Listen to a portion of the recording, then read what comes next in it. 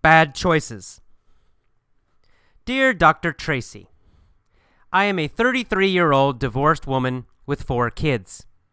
I was married for 12 years and have been divorced for approximately 3 years. I met my new boyfriend during my divorce. We hit it off and have been together ever since. He is a 44-year-old divorced man. When I met him, he had been divorced for 2 years. Well, I met his ex-wife, and she seemed to be an okay person. What I found out 3 months into my relationship with him was that he was fooling around with his ex-wife again, who also at this time had a boyfriend of her own. I figured that since I did not have a committed relationship with him, I had no place to say anything. The problem is, it continued further into our relationship, up to the point when I found out I was pregnant. At the same time, I found out that he and his ex-wife planned to go to his family reunion together. Of course, before all of this, I drove by his house one night and saw her car parked outside his home. The excuse I got after all of this was that they were considering getting back together. I thought it was very funny that as soon as she met me, she found interest in him again. I guess my issue is the fact that I'm now still in this relationship. I have brought a child into this nonsense, and I hate the fact that he keeps in contact with her.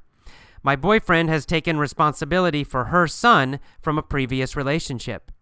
His excuse for having so much contact with his ex-wife is because of that boy. I know this is not true, but I have no real proof otherwise. I have also dealt with him taking women to hotels, and my gut tells me it was her, but he promises it was not her. I have tried to get over all the cheating. I know that she is very close to his family, and I also know that his family does not like me because I stand up for myself.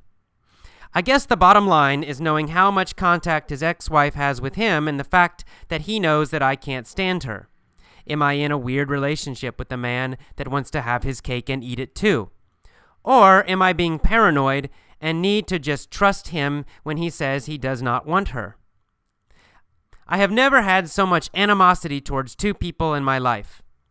I do love this man, but I feel like I have put myself back in an unhealthy relationship with a man that is trying to lie to me. To be totally honest, now that I have his child, I even hate the fact that he helps her son. She never has to ask for anything regarding that boy, but I have to constantly remind him when our son needs something. He does it for the other boy without thinking, but my son is a second thought, even when I have said, "Look at your son, he is in dire need." I was married to a cheating man and hooked up with another cheating man. I wonder if it's just my bad choices in men.